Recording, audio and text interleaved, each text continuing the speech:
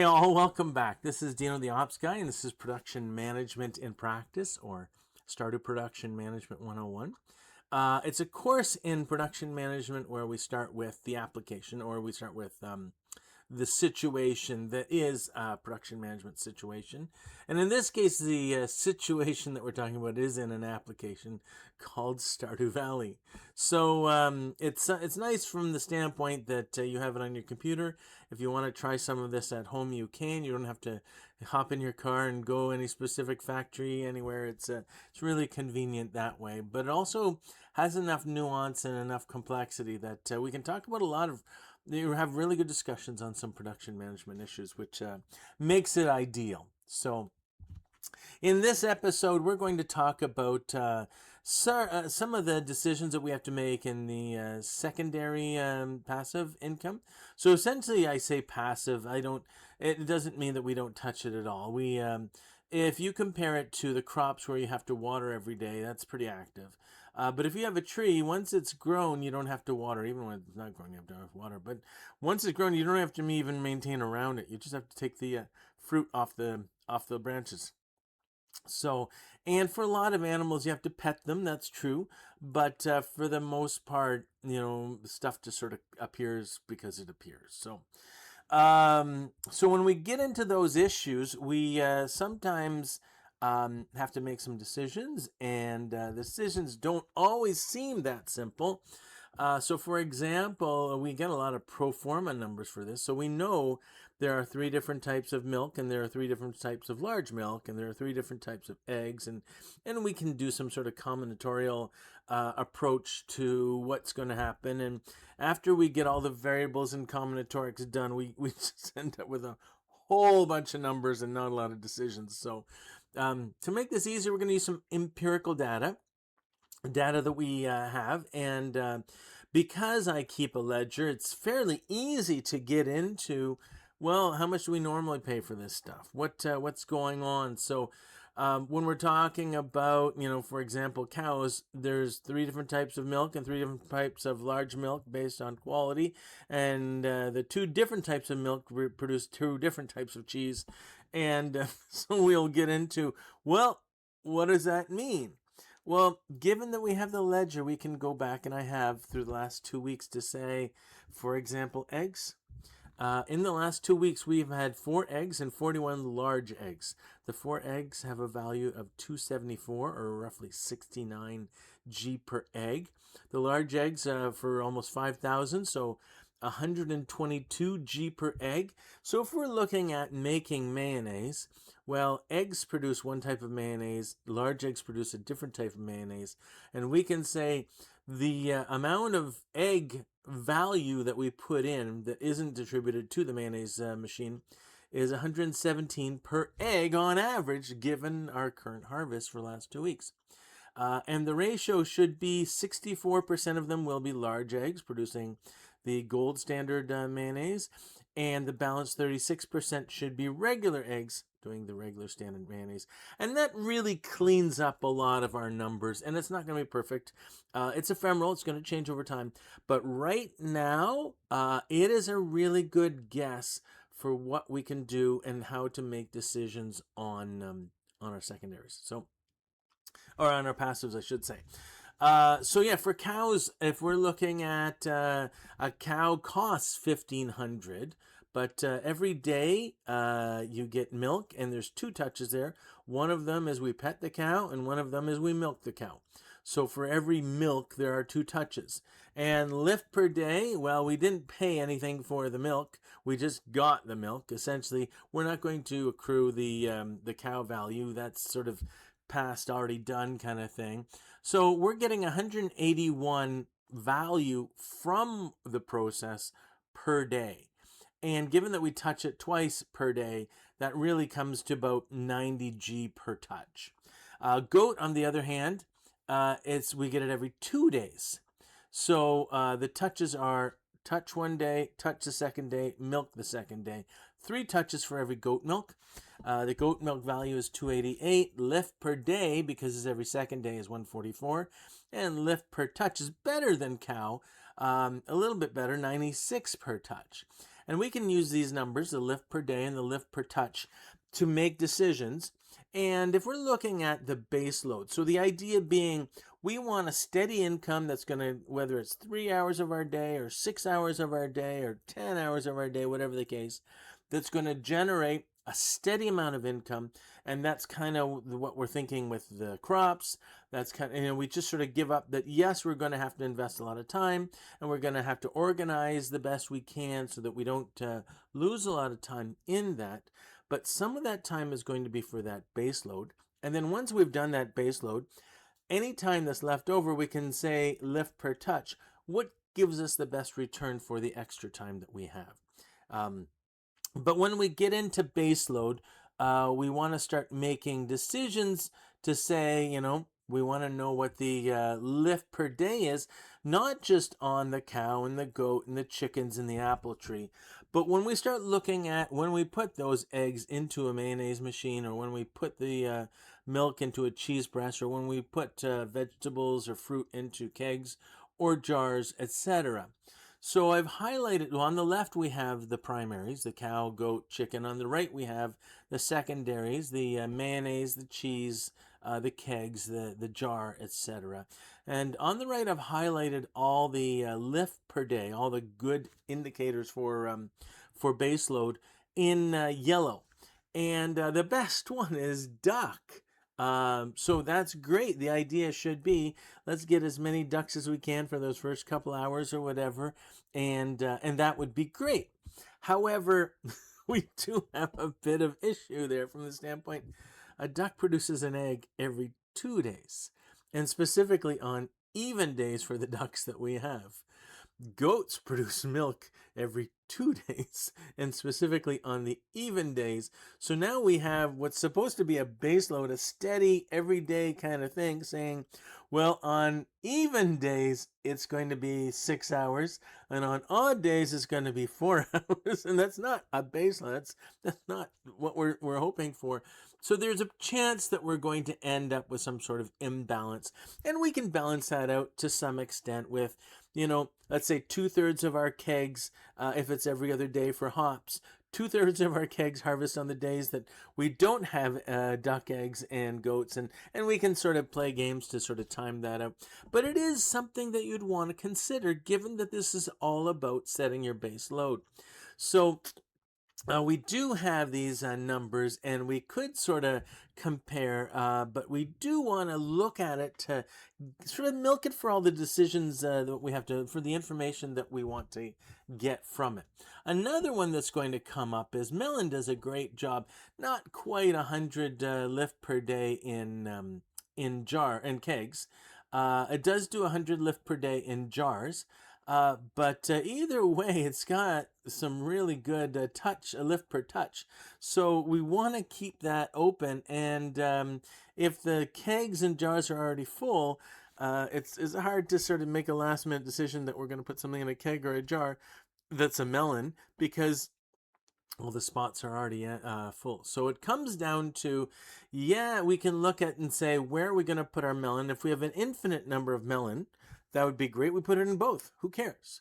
But if we have a finite, which tends to be the case in most real situations, we have to decide if we have a melon and we can only put it in either a keg or a jar, which one? And the lift per day kind of indicates that we should be putting in a jar. But when you look at the actual revenue that you get from them, the difference is I can get $7.50 revenue by putting a melon of any quality in a keg versus $5.50 of putting a melon in a jar. I want the extra 200G. I'm sorry. So I think it comes down to, it doesn't really favor, in this case, to use melons so much in jars if we can rather use them in kegs. And the only thing standing in our way of putting them in kegs right now is hops. We've already kind of blown through all the base hops. We're going to get into the silver and then the gold level hops. But quickly we're going to have to look to, do we put in melon? Do we put in wild honey? And melon is probably the best next one. So I want to keep the melon for kegs where possible. Again, on a one-off, if there's a space that we need and we put our melon in a jar, that's not the end of the world. But we do have to understand that we may be foregoing 200G in that decision. So the last kind of big thing we should be looking at is a dehydrator. Dehydrator looks very, very good on you'll notice I didn't highlight any of them. Dehydrator looks very, very good on a lift per touch basis. But that's because we're using 5 fruit and we're only touching the 5 of them once. So on a dollar per touch or on a touch per fruit kind of thing, it works very, very well and probably skews the data to the point where we think we should have a whole bunch of dehydrators. But if you actually look at how much you get per unit, and that's that last column there, the 30, the 130, the 43, the 60, the 85, it doesn't really compare to how much we can get if we put it anywhere else. And this goes back to the melon issue that I'd rather have the $200 in my pocket than watch it fly away.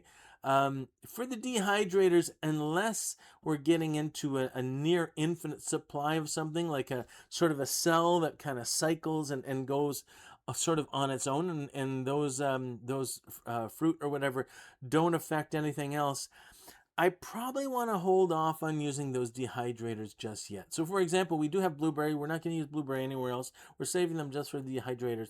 So once we get a dehydrator, yeah, dump all the blueberries in it because we're not giving up. Like here, we're getting a unit lift of 30. Well, that's 30 rather than just selling it to Pierre. So that's kind of a good thing. But if blueberry was a great candidate for jars, don't put them in the dehydrator because it's not that big of a lift kind of thing. So that's sort of the data coverage, whatever. I am going to turn it over to Av because I don't make these decisions on the floor. Av does. I can inform and I can bring up the data and I can use the IT system that I have, the little ledger system that I have to sort of bring that up. But really, this is an Av decision. This is not a strategic decision. This is a tactical decision. So why don't I, Av, I'm going to give you the opportunity to respond. Hey, all, you normally remember me on the floor, but Dino asked me to come in early today and see the presentation and respond to some of the stuff. So just a few things to consider.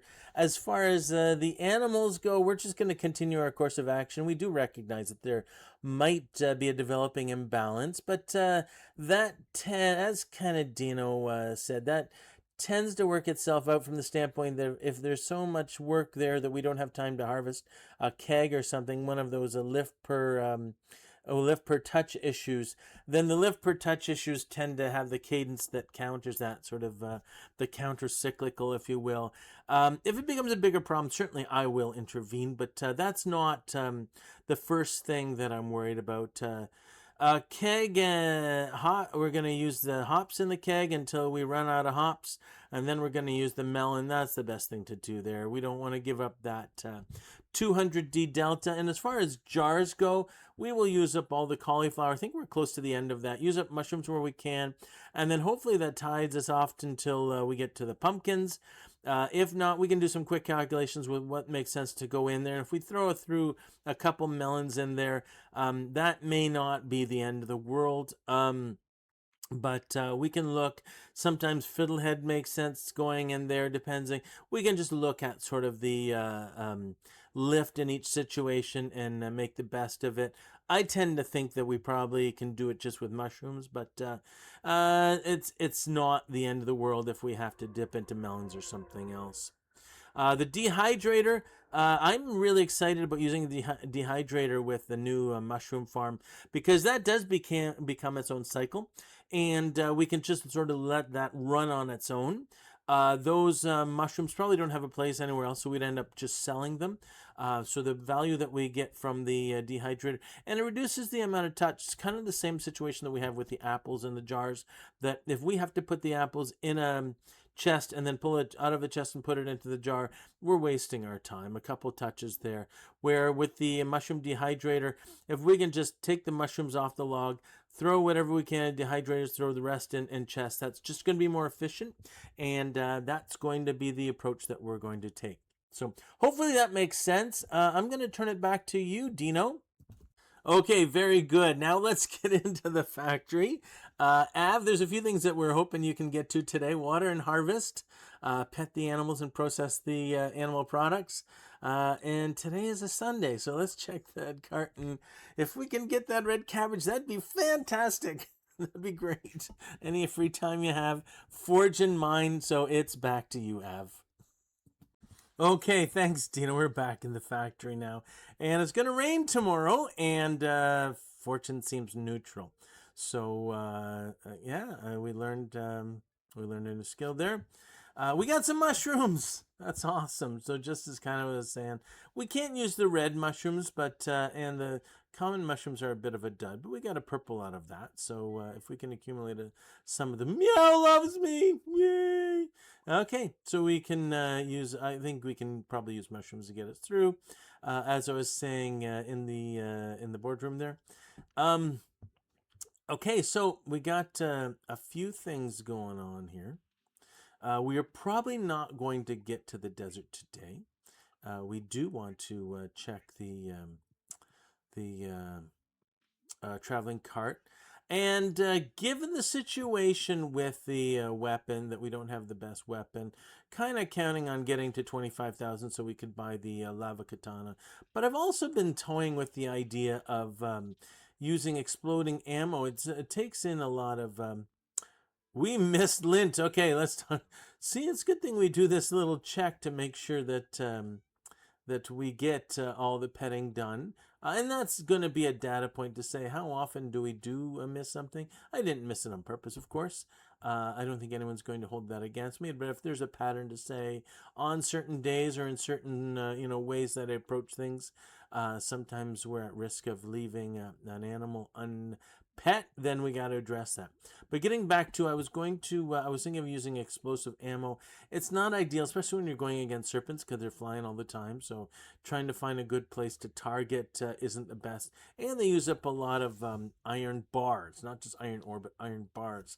So we will take a closer look at that. Again, that would be a nice thing to do. But, a train is coming through. Let's go grab what we can from the train. From a weapon standpoint, we still need a good weapon.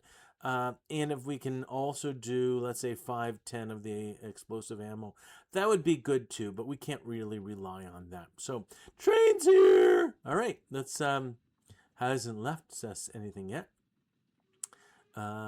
Every once in a while, you'll get a train that doesn't leave anything. That's a bit disappointing, I have to say. What can... While we're here, might as well take down a tree. I can still see the train behind me if it does drop stuff. Oh, it's the last car. Oh, the last car is going to drop geodes. That's good. Okay. This is a conjunction junction. What's your function? We're just going to follow it right out. Oh, there it's the end. Okay, we're back. Now, if you go the tunnel in the near the bus stop, of course, there is a place you can go to, but at the train station, both of the train exits are kind of blocked. So that doesn't help us too much. But do some foraging here. In the spring, this is a nice forage area, but I don't think it carries through to other seasons as well. It's certainly just sort of what I noticed. Maybe I'm fooling myself. Maybe there's a bias that I'm not considering, but I seem to see less product there in the fall, I should say. So we probably can move those melons over to the keg chest at some point. That'd be a good thing to do, and trying to figure out what we need for summer seeds. And the thing we need for summer seeds are grapes, which we actually grow in the fall, but they're not ready yet. So we anticipate that we're going to get some good uses of the summer seeds into tea saplings, but it's not going to happen right away. we're going to have to wait for that. Okay, let's get the crops watered. We broke up our routine to go see the train. I don't know if it was absolutely worth it, but we tried, and now it's time to water the crops. So, this, like I was saying before with the cows, as far as quality, making sure that you pet all the cows and milk all the cows and all the animals, etc. When we change routine like we just did, that sort of introduces situations that could contribute to missed functions, if you will. So those are the type of patterns we're looking for. Now, certainly the pattern doesn't coordinate from the standpoint the train came after we missed petting Lint. And yeah, so we'll just sort of keep an eye. Again, this is information searching type stuff. It is not pointing the finger type stuff. Otherwise, if you start pointing the finger and get to, who's to blame, then people stop talking, and that really doesn't help your understanding of what goes on in the environment. So, yeah, as a manager, both from the Dino level and from my level, you got to be very careful about pointing fingers and know if it's really important, then we'll do it. But for the most part, we just assume people are going to do their jobs and are doing a good job of it.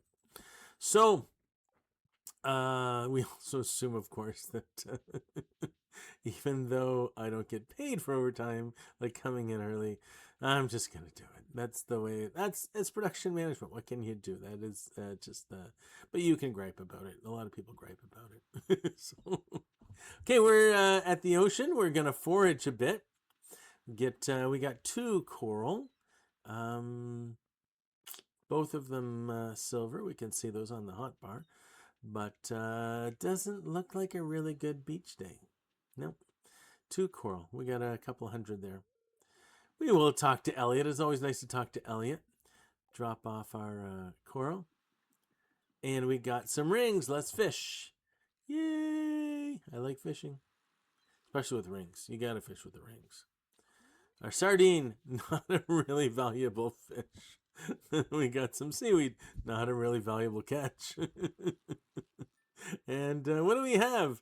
Anchovy again. Not the one that's going to help you retire, for sure. And another. Okay, I've had enough of that. Oh, and we missed the opportunity to sell it to Willie. And the only consoling part of that was it's really not a lot of money. So if I had a couple more, hey, how's it going, Marty?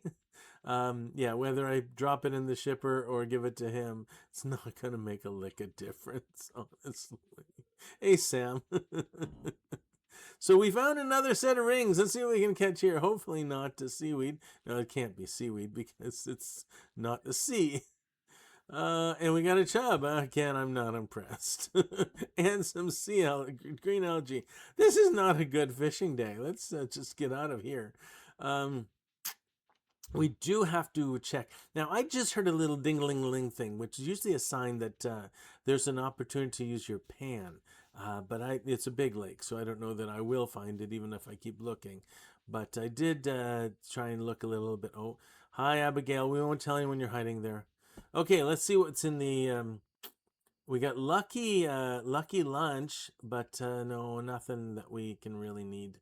Lucky lunch is nice to get a couple luck points just by eating that big star, but I don't know that it's worth 900. So we will just carry on, the path not taken, I guess, if you will.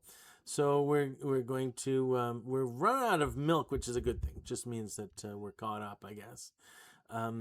So we do. If we're gonna put fish in the shipper, we might as well use this fish as well. So let's drop that off.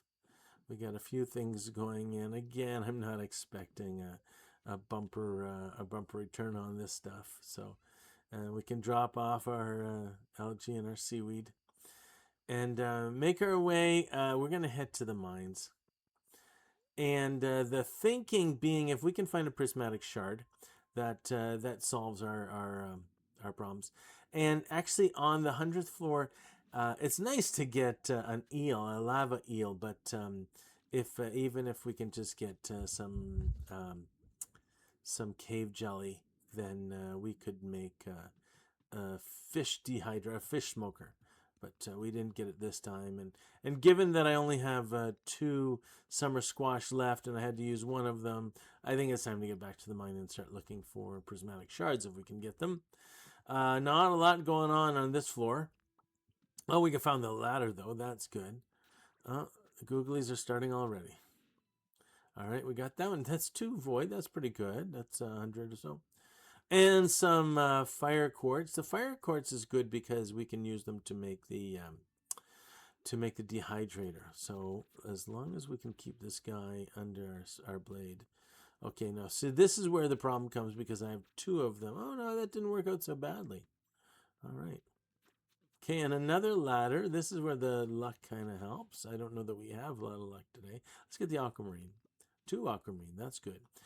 Stones are very important. It's amazing how much, early on it doesn't seem that big of a deal. You almost want to sell them. But later on, sort of mid, you need a ton. And then you'll find after you have all your barns and everything, you'll end up with a ton and you won't need them. And again, it's sort of that peak in the middle situation that we just happen to be in the middle. Okay, so we got a slime that's dark here, and what that really means is he's got something inside of him. So let's see if we can stay alive long enough and kill him and see what we can get as sort of a loot inside. We got a cudgel. I don't know that I was worth it, but we got a cudgel. Look at the right side. Silver lining. So, okay, let's start heading back. Yeah, I almost, but it's slower. I find speed tends to be based on how I panic every once in a while. I think we're better off with speed. So, yeah, gotta know yourself. It's just the way it is. Okay. We will do the animal products, and because we got some trash from the cave, we can drop that in. That's usually a good return. And there's our first pan. We got 5 iron. I like that.